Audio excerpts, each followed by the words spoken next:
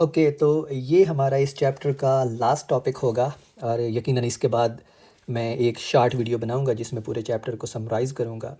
लेकिन इस टॉपिक में हम वो काम करने वाले हैं जो हमेशा से मैं आपको कहता हूं कि हम कैसे साइंस को सीखते हैं या कैसे चीज़ों को करते हैं।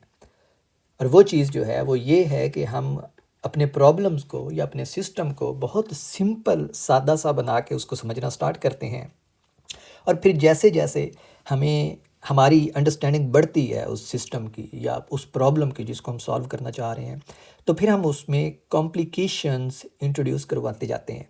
कॉम्प्लिकेशंस इंट्रोड्यूस करवाने का मतलब होता है कि हम उसमें जो रियल लाइफ फिनोमेना है उनको इंट्रोड्यूस करवाते जाते हैं और अपने ये जो प्रॉब्लम्स जिनकी मैथमेटिक्स हम डेवलप कर रहे होते हैं इनको हम रियल लाइफ के करीब तरीन लेके जाने की कोशिश करते हैं, क्योंकि यही हमारा अल्टीमेट गोल है कि हम जो कुछ पढ़ते हैं किताबों में या जो कुछ मैथमेटिकल फार्मूलाज हम डेवलप करते हैं हम उनको रियल लाइफ सिनेरियोज़ के ऊपर लागू करना चाहते हैं। और ऑफ कोर्स यही पूरी साइंस का गोल है कि हम अपने इर्द गिर्द जो दुनिया है उसको समझ सकें in terms of mathematical models that we build. तो अब तक इस चैप्टर में हमने बिट बाय बिट जिन चीज़ों को पढ़ा है उनमें यह है कि हमने दो पार्टिकल्स से सिस्टम ऑफ पार्टिकल्स के ऊपर गए, फिर हमने कुछ बेसिक कॉन्सेप्ट्स को इंट्रोड्यूस करवाया जो उस सिस्टम ऑफ पार्टिकल को डील करने के लिए हमें रिक्वायर्ड थे, यानी हमने सेंटर ऑफ मास को इंट्रोड्यूस करवाया, फिर सेंटर ऑफ मास की वेलोसिटी को, फिर अगर एक्सटर्नल फोर्सेज हैं तो सेंटर ऑफ मास के एक्सेलरेशन को, और फिर मुख्तलिफ ऑब्जेक्ट्स का सेंटर ऑफ मास कैलकुलेट करना सीखा हमने।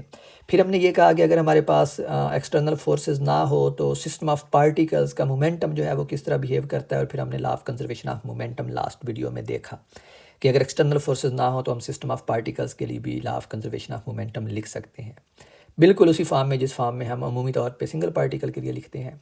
इस केस में सिंपली ये होता है कि वो जो सिस्टम ऑफ पार्टिकल्स है हमें यूँ लगता है कि उसकी पूरे के पूरे सिस्टम की मास जो है वो एक पॉइंट के ऊपर मरकूज़ है जिसको हम सेंटर ऑफ मास कहते हैं। ओके, तो ये सब कुछ था जो हमने लास्ट वीडियो तक कर लिया था। सिर्फ एक केस हमने इंट्रोड्यूस नहीं करवाया था, और वो जो एक केस है वो सिर्फ ये है कि हमने law of conservation of momentum लिखा था जब एक्सटर्नल फोर्सेस ज़ीरो होती हैं। So the next logical question is कि क्या हो अगर हमारे पास एक्सटर्नल फोर्सेस ज़ीरो ना हो। तो आज के वीडियो में मैं डिटेल में इस चीज़ को डिस्कस करने वाला हूँ कि अगर हमारे पास एक्सटर्नल फोर्सेस ज़ीरो ना हो एक केस, या फिर दूसरा सिनेरियो कि अगर हमारे पास सिस्टम के अंदर टोटल मास कंजर्व ना हो या फिक्स ना हो, तो फिर उस तरह के प्रॉब्लम्स को हम कैसे ट्रीट करते हैं। और अब मैं आपको एग्जांपल दूंगा। In fact let me actually tell you कि ये जो आज का टॉपिक है this is exactly the topic about the motion of rockets, कि ये जो स्पेस रॉकेट्स हैं ये जिस फिनोमेना के ऊपर, जिस मेथड के ऊपर बनाए जाते हैं या जिस मेथड के ऊपर ये मूव करते हैं, that is exactly the topic that we are going to study today. और जो इक्वेशंस हम डेवलप करेंगे यही इक्वेशंस रॉकेट्स की मोशन के ऊपर लागू होती हैं। मैं आगे चल के आपको एग्जांपल भी दूंगा, लेकिन पहले let's try to understand this topic, क्योंकि मैंने 3 मिनट्स 20 सेकंड लगा दिए हैं इस सारी तमहीद बांधने के ऊपर कि हम जो आज करने जा रहे हैं वो क्यों करने जा रहे हैं और ये पहले वाली चीज़ों से कैसे रिलेटेड है। But I will get back to it when I will make another video regarding the summary of this chapter. चलें, अब लास्ट वीडियो लेक्चर को मैंने एक एग्जाम्पल के ऊपर ख़त्म किया था, और वो एग्जाम्पल ये वाली थी, ठीक है, जो सैम्पल प्रॉब्लम 7.8 था। और इस प्रॉब्लम को जब मैं कर रहा था तो मैंने आपको बताया था कि जो स्मार्ट चॉइस है वो सिस्टम की चॉइस है, कि हम अपना सिस्टम कैसे चूज़ करते हैं। आप देख रहे हैं ये वाला जो मैंने अनसर्कल किया है, ये वाला हमने सिस्टम चूज़ किया था, ठीक है। और मैंने कहा था कि इट्स अ स्मार्ट चॉइस, और इस सिस्टम को चूज़ करने की वजह से ही मैं law of conservation of momentum जो है उसको लागू करने के काबिल हुआ था। अगर आपने लास्ट वीडियो नहीं देखी या ख़ासकर ये एग्जांपल नहीं देखी तो आई विल हाईली रेकमेंड कि आप गो बैक, वापस जाएं लास्ट वीडियो में और इस एग्जांपल को देखें, क्योंकि this is connected to today's video, ठीक है। तो अब सवाल ये है कि okay, I was smart enough, मुझे इस बात की समझ आ गई कि मैंने अपना सिस्टम कैसे चूज़ करना है, और मैंने ऐसे चूज़ किया कि ये जो कैनन बॉल था इसको भी मैंने अपने सिस्टम के अंदर इंक्लूड किया। बट मैं आल्सो इस बात को भी कहता हूँ कि ये जो सिस्टम की चॉइस है ये हमारी फ्रीडम है, और अगर ये हमारी फ्रीडम है तो फिर ऑफ कोर्स नेक्स्ट जो लॉजिकल सवाल उठता है वो ये है कि ऐसा तो नहीं होना चाहिए कि हर बार मुझे सिस्टम को इतनी समझदारी से चूज़ करना चाहिए कि मैं ये जो कैलकुलेशंस लास्ट वीडियो में की थी वो कर सकूं। And it kind of makes sense, you are totally right in asking this question, and in fact in reality you should be able to solve the problem without considering this system, right? And this is exactly what we are going to do today. तो इस video में हमने कहा था कि ये cannon ball जो है ये इस सिस्टम का हिस्सा है, so that the total mass of the system remains constant and all the forces that this cannon ball, all the internal forces जो ये कैनन बॉल जो है वो कैनन के ऊपर लगाता है, या कैनन जो है वो इस कैनन बॉल के ऊपर लगाता है। और हमने यहाँ पे जो सरफेस के दरमियान लगने वाली फ्रिक्शनल फोर्स थी उसको इग्नोर किया था। ये सारी इंटरनल फोर्सेस थी, ठीक है। और अगर कैनन बॉल को मैं सिस्टम का हिस्सा नहीं मानता तो फिर जो फोर्स कैनन बॉल लगाएगा कैनन के ऊपर वो एक्सटर्नल फोर्स बन जाएगी, and I have to include external force, and if external force is non zero then I can not get law of conservation of momentum, I can not use law of conservation of momentum, क्योंकि law of conservation of momentum की derivation जो है वो purely इसी argument के ऊपर base करती है कि हमारे पास जो एक्सटर्नल फोर्सेज हैं वो जीरो हैं, सिस्टम के ऊपर कोई एक्सटर्नल फोर्स नहीं लग रही। तो इस प्रॉब्लम को आज मैं डील करने वाला हूँ, और यही डायग्राम जो है ये मैंने ना यहाँ पे नीचे कॉपी की हुई है, because I wanted to build my problem on this argument. कि ये वाला हमारे पास इस प्रॉब्लम की थी डायग्राम जो मैंने अभी डिस्कस किया है आपसे। और अब अगर मैं इस कैनन बॉल को हिस्सा नहीं मानता इस सिस्टम का, सही है, तो इस सिनेरियो में मेरे पास देखें यहाँ पे मैंने कैनन बॉल को गायब कर दिया। अब मेरे पास कोई कैनन बॉल नहीं है, और अब अगर कैनन बॉल मेरे पास नहीं है तो इसका मतलब है कि अब मैं law of conservation of momentum को लागू नहीं कर सकता, because I have some external forces acting on the system. क्योंकि अब अगर फ़र्ज़ करो कि कैनन बॉल जो है वो यहाँ पे कहीं पे मौजूद है जो कि सिस्टम का हिस्सा नहीं है, तो जब इस कैनन बॉल को फायर किया गया था तो इसने इस कैनन के ऊपर कुछ फोर्स लगाई थी जो reactionary force Newton third law से आप जानते हैं। तो ये एक्सटर्नल फोर्स है अब, ठीक है। तो इस सिनेरियो में मैं अब law of conservation of momentum को यूज़ नहीं कर सकता। So the question is how I am going to solve my problem. और इस तरह के प्रॉब्लम्स को आप सिस्टम ऑफ वेरिएबल मैथ्स कहते हैं, ऐसे यानी ऐसे सिस्टम जिनमें जो मैथ्स है सिस्टम की वो टाइम के साथ चेंज होती है। और देखें वो कैसे चेंज होती है। यहाँ पे देखें कि जब हमने कैनन बॉल को इस सिस्टम का हिस्सा माना था तो कैनन बॉल भी सिस्टम के अंदर मौजूद था और कैनन बजात खुद भी सिस्टम के अंदर मौजूद था। तो सारी मैथ सिस्टम के अंदर मौजूद थी, टोटल मैथ कंजर्व थी। इस सिनेरियो में एवरी टाइम जब भी ये कैनन जो है एक कैनन बॉल फायर करता है, अज्यूमिंग कि इस कैनन की ये जो ट्रॉली है इसके अंदर स्टॉक है कैनन बॉल्स का, तो दो काम हो रहे हैं यहाँ पे हमारे पास। पहला काम ये हो रहा है कि हर बार जब ये कैनन फायर करता है कैनन बॉल को, तो जो कैनन बॉल है वो हमारे इस सिस्टम से बाहर चला जाता है और हमारे सिस्टम की मैस डिक्रीज़ हो रही है, पहली बात। और दूसरी बात ये कि जब कैनन बॉल बाहर जाता है तो हर बार कैनन जो है वो बाहर जाता है और कुछ रिएक्शनरी फोर्स भी लगाता है कैनन के ऊपर। और चूँकि कैनन के अंदर से मैस कम हो रही है यानी बाहर जा रही है, तो हर बार जो फोर्स लगेगी, अब देखो जो बॉल फायर हो रहा है कैनन से वो तो सेम मैस का है, तो रिएक्शनरी फोर्स हर बार सेम लगेगी। लेकिन हर बार जब रिएक्शनरी फोर्स लगती है तो कैनन के अंदर से, चूँकि वो कैनन बॉल्स या गोले बाहर जा रहे हैं, तो कैनन की मैस अब कम हो रही है। तो हर बार जो फोर्स सेम होगी लेकिन मैस कम होगी, तो इसमें ज़्यादा एक्सेलरेशन प्रोड्यूस होगा, विच मीन्स कि टाइम के साथ इस सिस्टम की स्पीड जो है वो इंक्रीज होती जाएगी। And this is exactly what you have at least read about और heard about the motion of rockets in your college physics. वो यही होता है ना कि जब रॉकेट के अंदर जो गैसेज हैं, जो उसका फ्यूल होता है वो बर्न आउट होता है, तो वो बाहर निकलता है रॉकेट से, और रॉकेट की मैस कम होती है और जो गैसेज रिएक्शनरी फोर्स लगाती हैं उससे रॉकेट एक्सेलरेट होता है। I am going to drive that equation today in this video, ठीक है। तो ये हमारा वो रियल लाइफ प्रॉब्लम है, फाइनल टास्क इस चैप्टर का जिसको हम डील करना चाहते हैं। तो हमारे पास दो काम हुए हैं। Let me quickly summarize it because this is important. पहला कि अब जो मैस है सिस्टम के अंदर वो कांस्टेंट नहीं रही, और सेकेंडली एक्सटर्नल फोर्सेस जो हैं अब वो सिस्टम के ऊपर एक्ट कर रही हैं, वो ज़ीरो नहीं है। तो अब हमारे पास ऑफ कोर्स जो क्वेश्चन है, जो हम खुद से क्वेश्चन करना चाहते हैं, वो ये है कि ऐसे सिनेरियोज़ में जब सिस्टम की मैस कांस्टेंट नहीं होगी और एक्सटर्नल फोर्सेस उस सिस्टम के ऊपर एक्ट करेंगी, तो हम अपने प्रॉब्लम को कैसे सॉल्व कर सकते हैं। विच मीन्स कि हम डायनामिकल वेरिएबल्स, जो मैं हमेशा कहता हूँ वेलोसिटी, एक्सेलरेशन और इस तरह की क्वांटिटीज़ जो हैं वो कैसे कैलकुलेट कर सकते हैं। That's what we are going to deal today.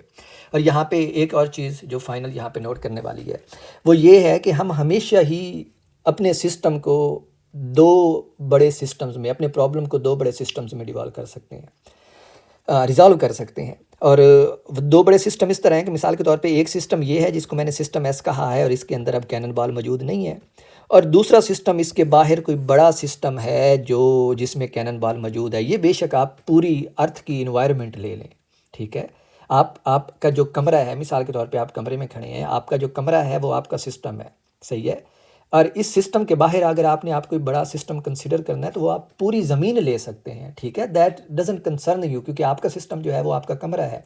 Everything that is outside that system which is surrounding which you can consider another bigger system, right. तो अब हम क्या करते हैं, हम अपने प्रॉब्लम को दो हिस्सों में रिजॉल्व करते हैं कि एक हमारा सिस्टम है ये वाला, जिसके अंदर मैस जो है वो वेरी कर रही है और स्पीड भी वेरी कर रही है टाइम के साथ। ऑफ कोर्स एक्सटर्नल फोर्सेस लग रही हैं तो स्पीड भी टाइम के साथ चेंज होगी, इंक्रीज़ या डिक्रीज़, दैट्स अनदर थिंग, लेकिन वो चेंज होगी। और दूसरा ये बड़ा सिस्टम है जिसके अंदर स्टिल जो टोटल मैस है वो कांस्टेंट है और law of conservation of momentum और ये सारी चीज़ें जो हैं वो स्टिल होल्ड करेंगी। So now we can talk of in terms of two systems, the smaller system that we want to study and the bigger system in which still the laws of physics are valid, like the conservation of momentum. We can apply the conservation of momentum out there. And but हम ये देखना चाहते हैं कि हमारे इस system की speed कैसे चेंज होती है जब हमारे इस सिस्टम एस की मैस जो है वो टाइम के साथ चेंज होती है। So here is another diagram, rough diagram for two systems. और जो पहला सिस्टम है उसकी डायग्राम मैं यहाँ पे बनाने वाला हूँ कि फ़र्ज़ करें हमारे पास ये एक सिस्टम है, इसको मैं सिस्टम कहता हूँ एस, और इस सिस्टम के अंदर मेरे पास इनफैक्ट ये जो बड़ा सिस्टम मैंने बनाया है इसको मैं सिस्टम एस प्राइम कहता हूँ, और इस सिस्टम एस प्राइम के अंदर मेरे पास एक स्मॉल सिस्टम है और इस सिस्टम को मैं एस कहता हूँ और इस मेरे सिस्टम की मैस एम है, सही है। और मैं ये कहता हूँ कि ये टाइम जो है ये टाइम टी के ऊपर है, किसी भी टाइम टी के ऊपर। और फर्दर मैं ये कहता हूँ कि ये जो मेरा सिस्टम है लेट्स से आसानी की खातिर ये एक्स एक्सिस की तरफ मूव कर रहा है, सही है। तो ये मेरा कोऑर्डिनेट सिस्टम है और इसमें ये जो है ये एक्स एक्सिस है, ये वाई एक्सिस है और मेरा सिस्टम जो है वो एक्स एक्सिस की तरफ मूव कर रहा है इस डायरेक्शन में विद सम वेलोसिटी v। और ये जो वेलोसिटी v है ये मेरे सिस्टम s की है, s प्राइम की नहीं है। Late me actually make it more clear for you. तो ये जो वेलोसिटी है ये, बल्कि मैं इसको यूँ दिखाता हूँ कि ये जो वेलोसिटी है ये मेरे सिस्टम इस s की है, क्योंकि मैंने कहा कि ये सिस्टम s जो है ये वो है जिससे हमें कंसर्न है। इसके बाहर जो बड़ा सिस्टम है वो आपकी पूरी की पूरी अर्थ की इन्वायरमेंट हो सकती है और हमें उससे कोई लेना देना नहीं है। तो ये सिचुएशन हमारे पास टाइम टी के ऊपर है और कुछ टाइम गुजरने के बाद अब हमारी जो बेसिक सपोजिशन है वो ये है ना कि जैसे जैसे टाइम गुजरता है हमारे सिस्टम की मैस जो है वो चेंज हो रही है।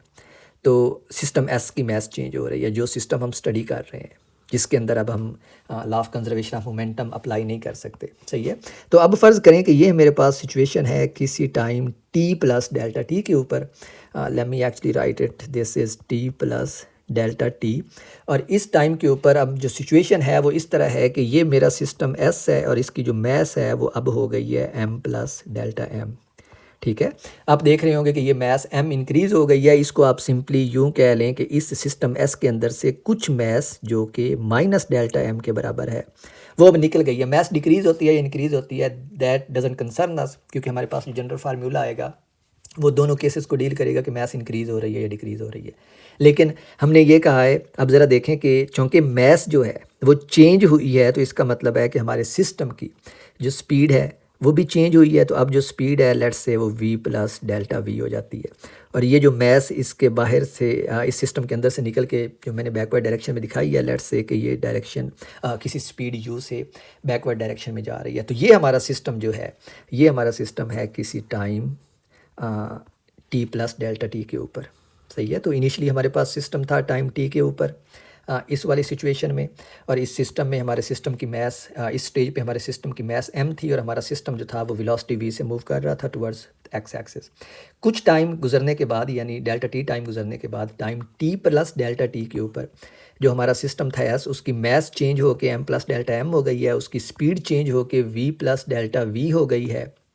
और चूँकि इसकी मैस चेंज हुई है तो जो मैस चेंज हुई है उसको मैंने डेल्टा एम कहा है और वो अब स्पीड u से बैकवर्ड डायरेक्शन में मूव कर रही है। लेकिन ये स्टिल दोनों मैसेज जो हैं वो चेंज जो हुई हैं ये स्टिल उस बड़े सिस्टम एस प्राइम के अंदर मौजूद हैं, जिसको मैंने आपको कहा है कि आप इसको बेशक पूरी ज़मीन कंसीडर कर सकते हैं, because the mass is not going anywhere. ये हमारे सिस्टम से बाहर निकली है but it is still out there and that out there space is our bigger system.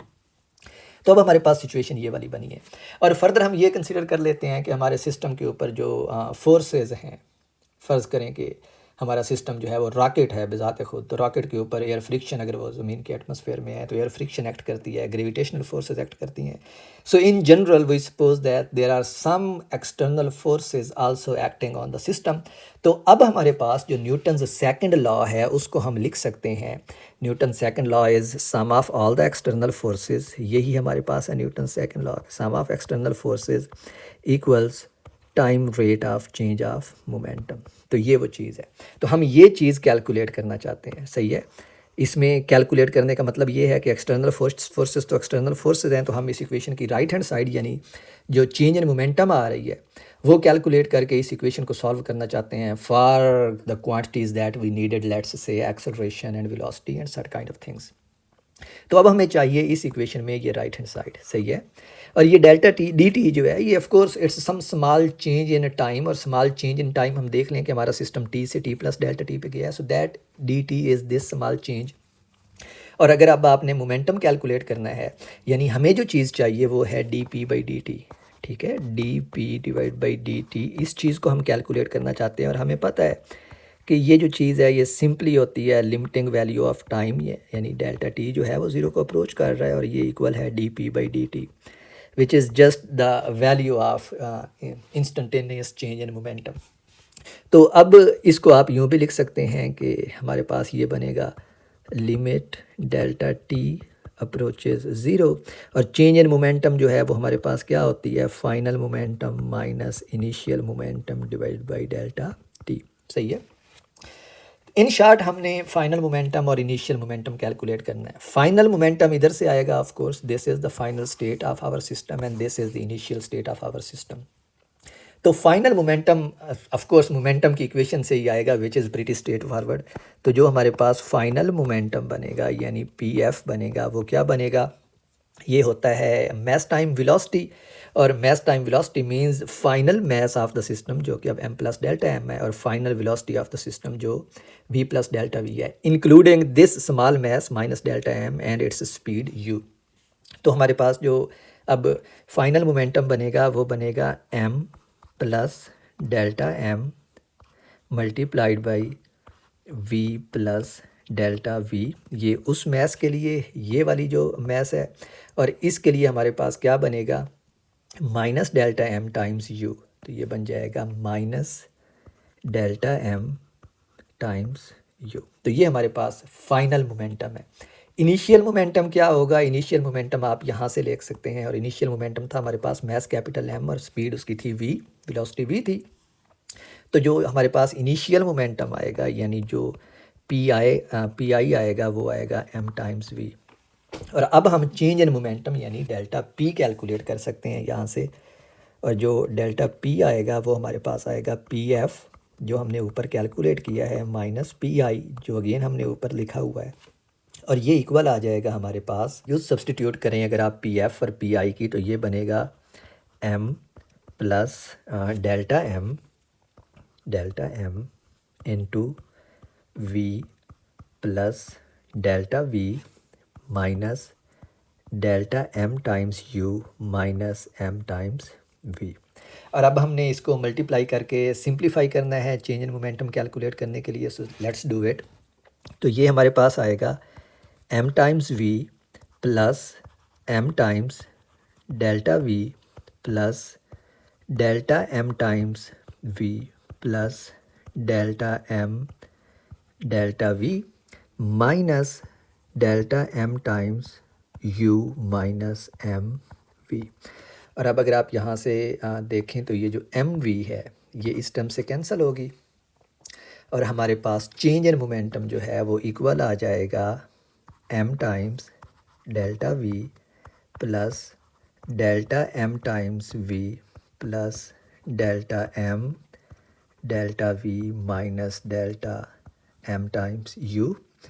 और यहाँ से आप देखें कि आप इस टर्म को और इस टर्म को मिला सकते हैं. तो एक और स्टेप में मैं जो चेंज इन मोमेंटम है उसको यूँ लिखता हूँ m times delta v plus delta m into v minus u plus delta m delta v. तो ये हमारे पास आई है change in momentum, this is delta p. हमें जो चीज़ रिक्वायर्ड थी वो थी ये वाली चीज़ कि आपने हमें चूँकि ये D P by D T required था और हमें पता है कि D P by D T जो है वो delta P by delta T होता है with delta T approaches zero, यानी टाइम की लिमिटिंग वैल्यू। तो अब हम इसमें इसको डेल्टा टी से डिवाइड करके limit delta T approaches to zero ले लेते हैं, तो हमारे पास जो D P by D T बनेगा, जो चीज़ हमें रिक्वायर्ड थी वो बनेगी D P by D T equals, मैं इसको लिखता हूँ यहाँ पे, ये हमारे पास था limit delta T goes to zero delta P divide by delta T.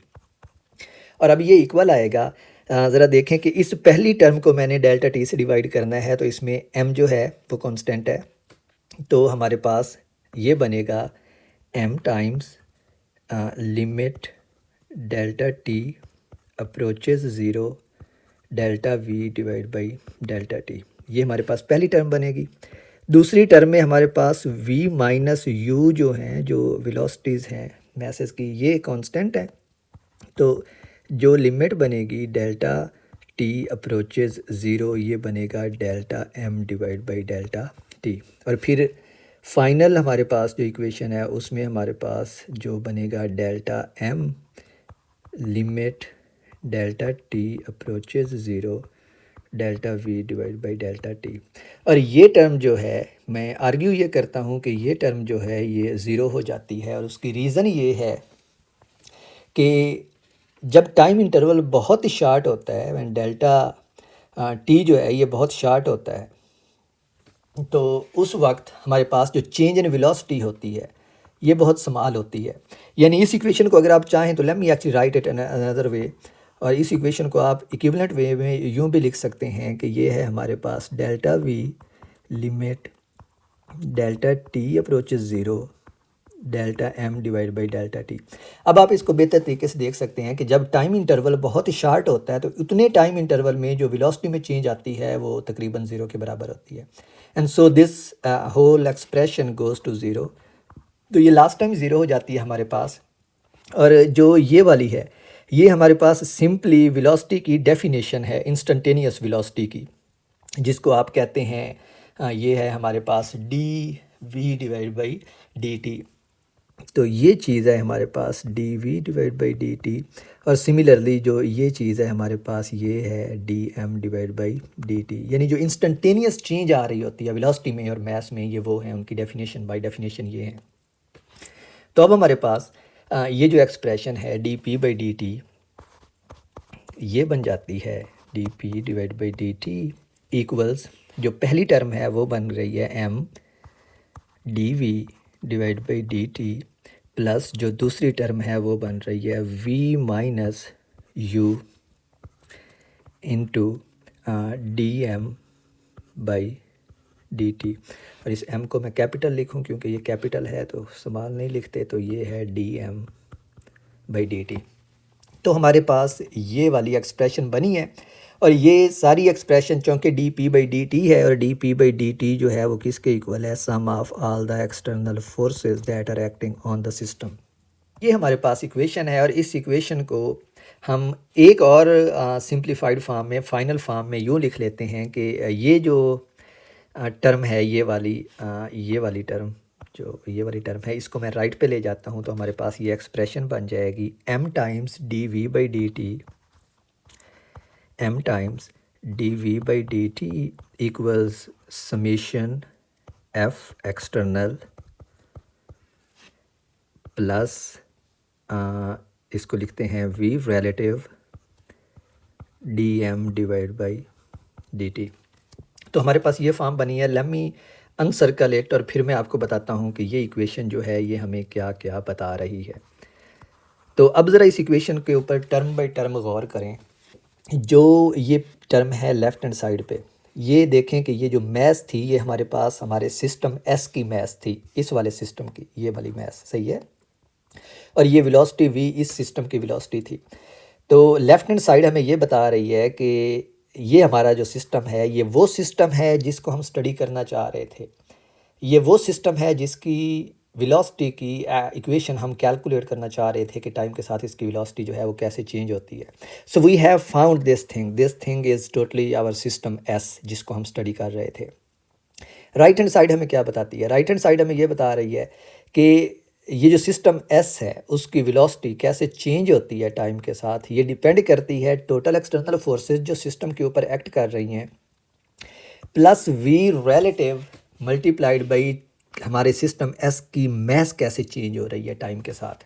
ये जो वी रिलेटिव है इसको मैंने यहाँ पे डिफ़ाइन किया है, जो वी रिलेटिव है इसको मैंने डिफ़ाइन किया है u माइनस वी, सही है। और ये हमें बता रहा है कि जो मैस निकली थी ये वाली मैस, सही है, इसकी क्या स्पीड है compare to the speed of as seen by the speed of system S. यानी ये जो वी रिलेटिव है ये इस स्मॉल मैस की स्पीड है इसके रिलेटिव। अब अगर ये सिस्टम जो है ये सिस्टम हमारा रॉकेट है, सही है, तो ये जो स्पीड है u या जो वी रिलेटिव है ये हमारे पास उस रॉकेट की एग्जॉस्ट गैसेस की स्पीड होगी रिलेटिव टू रॉकेट, सही है। तो इसका मतलब है कि ये जो u है ये इस v के मुकाबले में हमेशा नेगेटिव होगा, क्योंकि ये सिस्टम फॉरवर्ड मूव करेगा तो ये बैकवर्ड मूव करेगा, और रॉकेट के सिनेरियो में यही होता है। इसका मतलब है कि ये जो v रिलेटिव है हमारे पास, ये वाली टर्म, ये टर्म हमारे पास नेगेटिव आएगी, क्योंकि ये हमेशा ही रॉकेट की अपोजिट डायरेक्शन में जा रही होगी। अब इसका मतलब है कि ये टर्म पे डिपेंड करेगा कि हमारा सिस्टम जो है वो एक्सेलरेट होता है या डिसलरेट होता है। अगर तो dm/dt जो है ये वक्त के साथ डिक्रीज़ हो रहा हो, विच मीन कि इफ़ dm/dt अगर ये वक्त के साथ डिक्रीज़ हो रहा हो तो इट मीन्स इट्स नेगेटिव। तो v रिलेटिव मैंने आपको बताया कि ये पहले ही नेगेटिव होती है for the case of rocket, और अगर रॉकेट की मैस टाइम के साथ डिक्रीज़ हो रही हो, जो कि होती है, तो इसका मतलब है इन दोनों टर्म्स का जो प्रोडक्ट आएगा वो क्या होगा, पॉजिटिव आएगा। और अगर इनका प्रोडक्ट पॉजिटिव आता है तो इसका मतलब है कि जो रॉकेट की स्पीड है वो टाइम के साथ इंक्रीज़ होगी, यानी रॉकेट एक्सेलरेट होगा। और यही वजह है कि जो ये वाली टर्म है इसको हम रॉकेट की थर्स्ट फोर्स भी कहते हैं। तो ये जो टर्म है लास्ट वाली, late me actually define it here, कि ये जो है ये टर्म हमारे पास कहलाती है एफ थर्स्ट, और ये किसके इक्वल होती है, वी रिलेटिव टाइम्स dm/dt, और ये हमेशा ही पॉजिटिव होती है, क्योंकि वी रिलेटिव भी नेगेटिव है और रॉकेट के केस में जो dm/dt है वो भी नेगेटिव होती है, तो ये टर्म जो है हमारे पास पॉजिटिव आती है। तो रॉकेट के सिनेरियो में अगर हम देखें तो एक्सटर्नल फोर्सेस का sum along with the thrust force ये हमें क्या देगा, उस रॉकेट का एक्सेलरेशन देगा, सही है, क्योंकि ये dv/dt जो है ये उस रॉकेट का एक्सेलरेशन है, उसकी चेंज इन वेलोसिटी है, विच मीन्स कि रॉकेट जो है वो टाइम के साथ अपनी स्पीड को इंक्रीज़ करता है, और यही रॉकेट के सिनेरियो में होता है।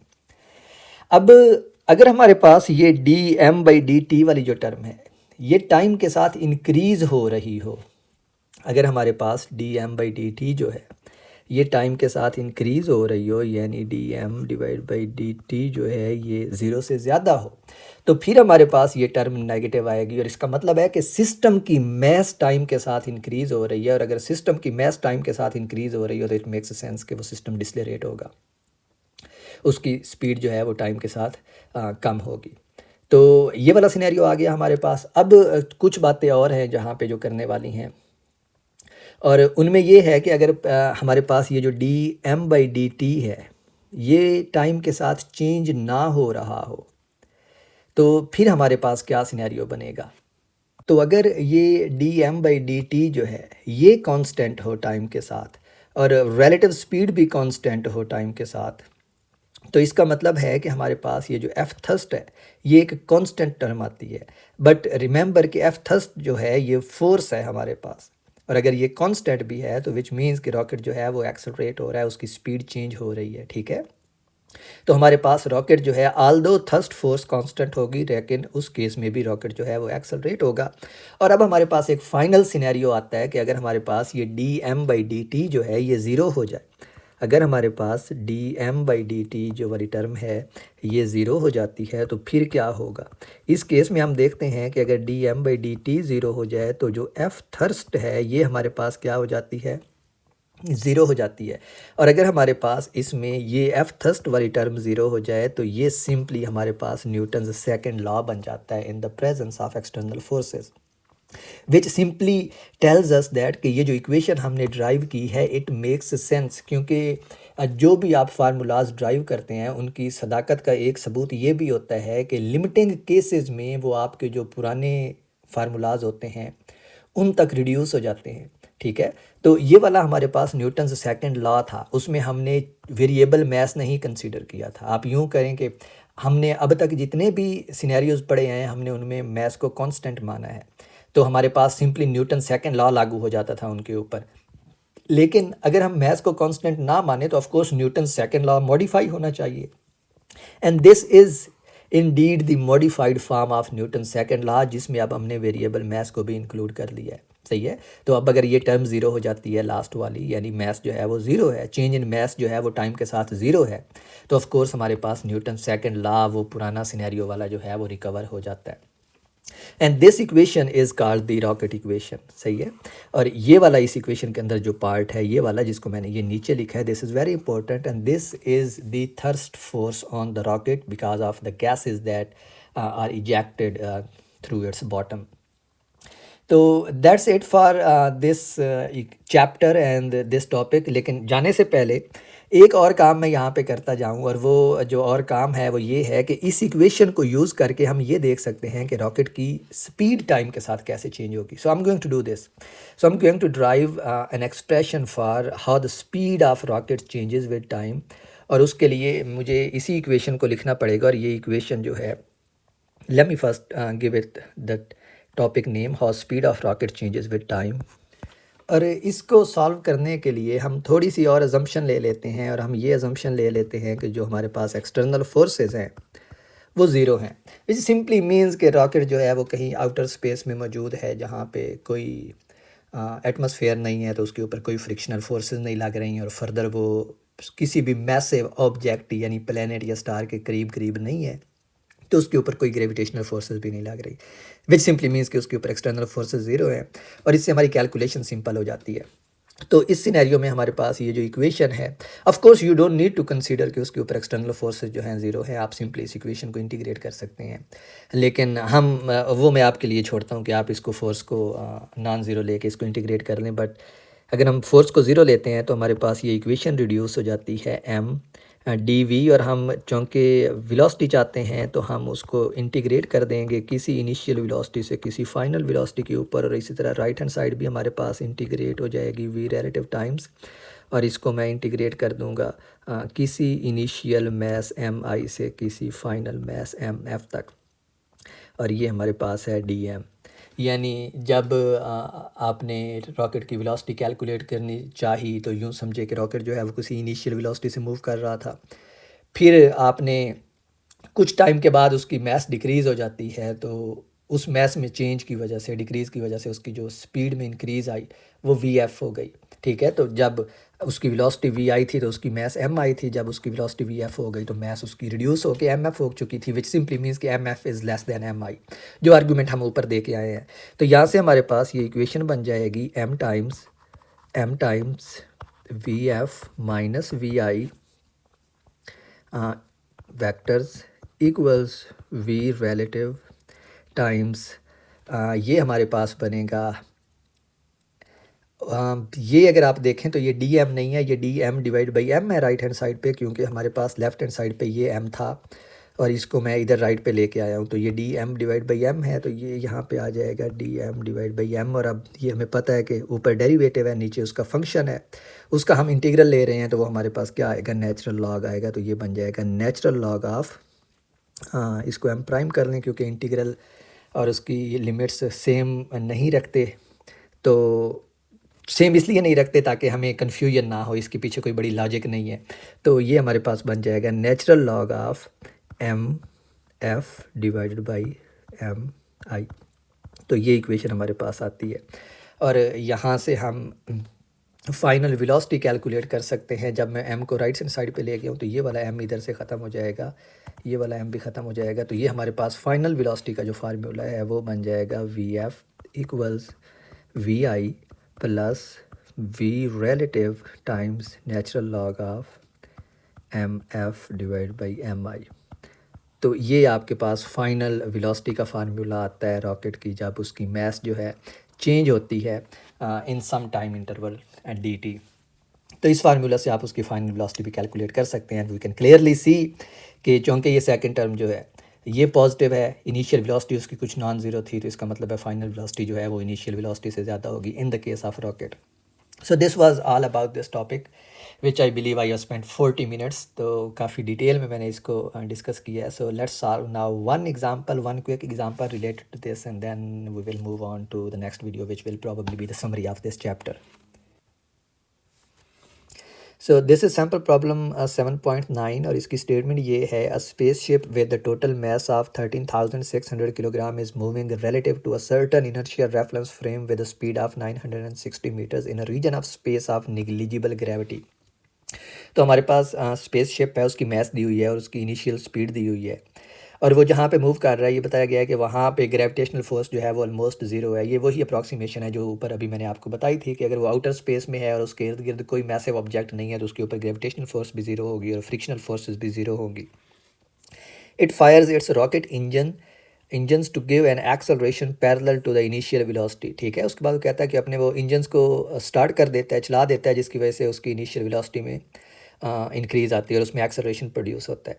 The rockets eject gas at a constant rate of 146 kilograms per second with a constant speed of 1520 metres per second. So 1520 metres is the relative speed और 146 किलोग्राम्स पर सेकंड जो है ये change in मास है उसकी। और हमसे पूछा गया है what is the thrust produced by the rockets and what is the speed of the spaceship after the rockets have fired। तो ये दोनों चीज़ें जो हैं ये इनकी इक्वेशंस जो हैं जनरल वो मैंने ऊपर कैलकुलेट की हैं। मिसाल के तौर पे जो थर्स्ट की इक्वेशन मैंने लिखी थी वो ये वाली इक्वेशन है, सही है। और थर्स्ट जो है मैंने आपको बताया था इट्स अ पॉजिटिव क्वांटिटी, क्योंकि इसकी मतलब फोर्स है, इसकी मैग्नीट्यूड जो है वो पॉजिटिव होगी। ऑफ कोर्स इसकी रिएक्शन जो होगी वो रॉकेट के ऊपर अपोजिट डायरेक्शन में होगी, यानी इस जो रिएक्शन ये रॉकेट के ऊपर लगाती है वो उसी डायरेक्शन में होगा जिस डायरेक्शन में रॉकेट मूव करता है। बट बजाते खुद जो थर्स्ट है it's a positive quantity. So the thrust would be, हम इधर ही इसको सॉल्व करते हैं। So F thrust would be magnitude of V relative times, ये था हमारे पास D M divided by D T. ये फार्मूला हमने थर्स्ट का ऊपर ड्राइव किया। और वी रिलेटिव जो है ये है 1520 मीटर्स पर सेकेंड, और जो चेंज इन मास है with time that is 146 kilograms पर सेकेंड, और इसके यूनिट्स जो है ये है मीटर्स पर सेकेंड। तो हमारे पास जो थर्स्ट की यहाँ से वैल्यू आती है, जो थर्स्ट प्रोवाइड हो रही है रॉकेट को गैसेस की वजह से, वो है 2.22 मल्टीप्लाइड बाई 10⁵ न्यूटन। तो इतनी जो थर्स्ट है वो रॉकेट को मिल रही है गैसेस से, यानी ये वो फोर्स है जो रॉकेट के ऊपर लग रही है फॉरवर्ड डायरेक्शन में, और ऑफ कोर्स ये फोर्स जो है वो उसमें एक्सेलरेशन प्रोड्यूस करेगी। जो दूसरी चीज़ हमने कैलकुलेट करनी है वो है what is the velocity of the spaceship after the rockets have fired, और वेलोसिटी का फार्मूला मैंने अभी ये ड्राइव किया है। तो आप ये फार्मूला यहाँ पे लिखें तो जो फाइनल वेलोसिटी बनेगी रॉकेट की वो बनेगी उसकी इनिशियल वेलोसिटी जो 960 मीटर्स पर सेकंड थी प्लस वी रिलेटिव, और उसके बाद था हमारे पास natural log of final mass of rocket divide by initial mass of rocket. तो ये अब हमारे पास बनेगा 960 प्लस माइनस 1520, क्योंकि जो रिलेटिव स्पीड थी वो नेगेटिव थी, और natural log of M F जो है वो उसकी है 4500 किलोग्राम्स, और जो इनिशियल मास थी वो थी 13,600 किलोग्राम। तो जब आप ये सारी वैल्यूज़ सब्स्टिट्यूट कर दी हैं, इसको कैलकुलेट करते हैं, तो ये आता है हमारे पास 2640 मीटर्स पर सेकेंड, और ये उसकी फाइनल स्पीड है। और आप देखें कि उसकी इनिशियल स्पीड जो थी उन्होंने बताई हुई थी कि वो थी 960 मीटर्स पर सेकेंड। जो फाइनल है इस चेंज के बाद, ये जो थोड़ा सा उसने रॉकेट के इंजन्स को ऑन किया, उसके बाद उसकी जो फाइनल स्पीड हो गई है वो 2640 मीटर्स पर सेकंड हो गई है। और यहाँ पे हमारा ये चैप्टर ख़त्म होता है। इसके रिलेटेड और कुछ एग्जांपल्स हैं जो मैं हाईली रेकमेंड करूँगा आपको करने के लिए, क्योंकि ये मेरे ख्याल से नया टॉपिक था जिसको आपने इतनी डिटेल में पहले नहीं पढ़ा। So it's always a good idea कि जब आप कोई नई चीज़ पढ़ते हैं तो उसके रिलेटेड जितनी ज़्यादा हो सके प्रॉब्लम किया करें, क्योंकि उससे आपकी अंडरस्टैंडिंग जो है उस टॉपिक की वो बढ़ जाती है। And I will probably see you in the next video, which will hopefully be the summary of this chapter.